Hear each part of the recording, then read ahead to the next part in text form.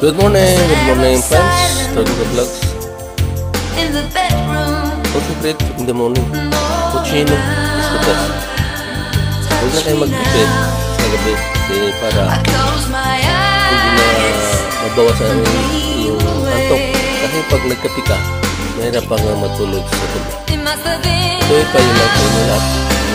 Mga friends, mga kaibigan. Ako si Tony the Vlogs.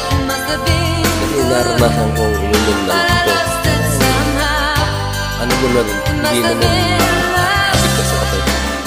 Dapat sa kape mahal. Para sa inyo, kasi masama daw ang kape. So hindi natin nawasan. Cappuccino ito ay normal sa umaga.